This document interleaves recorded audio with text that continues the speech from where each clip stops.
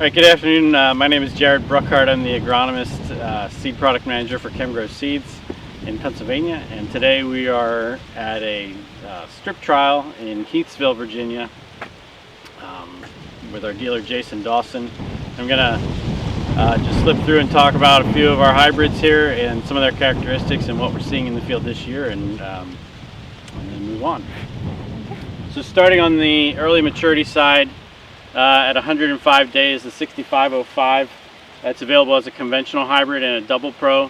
But for that early maturity, it has a lot of ear flex, fairly low ear placement, medium-sized plant, gives a lot of good grain yield, fast dry down, and is looking to handle the heat stress that we've had this season with good standability. Tends to get a little ugly towards harvest. The tops will go out, but it stays standing, and it's had some good results in the past as an early hybrid moving south. Moving up in maturity, the next hybrid we have here at 106 day is 6605. It's available as a Smart Stacks and or a Double Pro. Very different genetics from the 105 day I just talked about. It tends to have a thin ear with maybe 14 to 16 rows, but a fairly long, consistent ear. Very solid agronomic package, strong stalks and roots, very usually top of the test weight, and has shown to have good stress tolerance for tough acres, especially this season with the heat we've had. Good tip fill and a good overall agronomic early option for the northern neck. At 108 day we have 6815. This is a brand new hybrid in our lineup this year. We're going to learn a little more of where it fits this coming season, or once we get some data back from this fall, from 2020. But it tends to be a medium-sized plant, fairly low ear placement, a girthy 18 rows around, has characteristics of very just consistent ear development, at least last year in a high yielding year where there was a lot of moisture. Consistent plant-to-plant ear development and tip fill, and bringing some newer yield levels to the 105 to 110 day maturity zone. But it being brand new, we'll learn a little more about where it fits for this year, looking into 2021 planting. Moving up at 109 day is the 6905, a hybrid with some AgriSure trait packages available with a Viptera above ground option or a 3000 GT with the below ground. Has an extremely fixed ear type, average test weight. It prefers mid to high plant populations and will excel as the plant populations go up. It has excellent gray leaf spot tolerance and really strong stalks and root strength again, like some of the ones previously, but a very fixed ear type, as you can see here.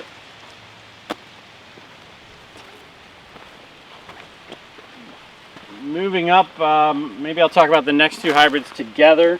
The one to my left at 111 day, 7145, has been in our lineup for a few years. It's available as a conventional and a double pro, and that is kind of the consistent workhorse hybrid that goes anywhere in the Chemgro line. It handles heat stress, it handles high yield environments, average to high plant populations, and it's just exhibited consistent agronomic standability across a wide range of soils and environments over the last 5-6 years. The hybrids on either side, 7095 at 110 day, were brought on to complement the 7145 with just diverse genetic packages, different trait options. So at 110 we have 7095. It's also available as 7099 with the Smart Stacks trait package. A little taller plant than 7145, a little higher ear placement, semi-flex type ear, but a fairly consistent ear again, with good tip fill, good test weight and dry down, and it tends to flower a little more like 108 day maturity hybrids, so it flowers early, dries down a little slower than some of those in that maturity zone with good plant health. On the other side of 7145 we have 7185 at 111 day. It's available as a double pro only. Doesn't have quite the health and the health package of the previous two, but it brings just a diversity in genetics, a lot more ear flex, higher test weight grain, and a hybrid that on lighter soils you'd want to lower that population back, but it's got enough flex to handle moderate to low populations. But it really excels in high yield environments. As the yield levels go up, it has a high ceiling. It will out yield some of these previous ones when the yield levels get above 230 and higher. But really good test weight and grain quality and fairly fast dry down for the maturity.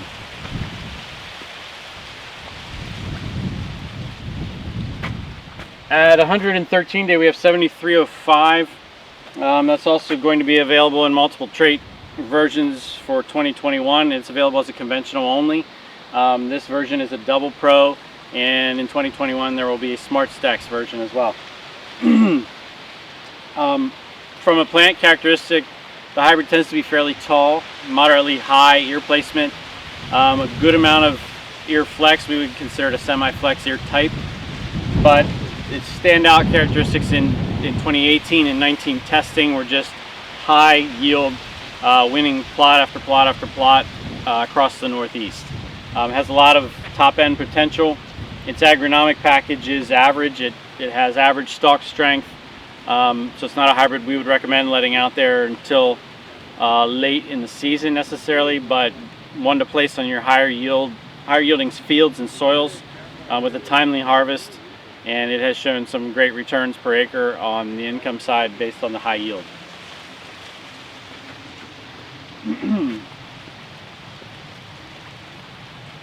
Rounding out this fuller season upper end maturity is 7505. It was a hybrid that in testing, actually in this area here, in I believe 18 and 19, came to the top of our testing program as a 115-day hybrid that handles this in northern Virginia, part of the Delmarva environment, the heat stress that we have, with medium ear placement, medium statured hybrid, but a strong grain option with good test weight. And I think it's won some of these strip trials here in this location in the past, and is looking very strong this year. Good standability and just a good full season grain hybrid. The following two, 7615 is brand new this year at 116 day, and the last hybrid, 7785 at 117 day. I realize they're getting up there in the maturity spectrum for grain harvest in this area, in this region. They're just essentially in here just to see if we can get a little more yield out of something that's a little fuller season. But the go-to hybrid at 115 would be the 7505 in my opinion. Hi, my name is Jared Bruckhart. I'm the agronomist and product manager for Chemgro Seeds, and today we're in Heathsville, Virginia at Jason Dawson's strip trial, and now we're looking at the soybeans. I guess what I'll just mention is as an independent seed company, Chemgro, we offer multiple trait options, and so we're not tied to one specific trait provider. But in this plot you'll see a sampling of a few varieties. With the G on the end would be the original glyphosate tolerant soybeans, and they bring a economical price option for acres that might be some of the tougher acres where the yield levels are maybe more moderate, as well as acres where a glyphosate only option still is a valid or a viable herbicide program. We also offer the Roundup Ready to Yield Extend soybeans. So there's some varieties in here with the Extend trait, which is tolerant to dicamba. And then we also offer the Enlist E3 soybeans, which bring Liberty Link tolerance, glyphosate tolerance, and tolerance to the Enlist 2,4-D herbicide. So it gives you some options for your glyphosate resistant weed populations that are out there. We also in 2020 sold the Liberty Link GT27 soybeans, which you see behind me.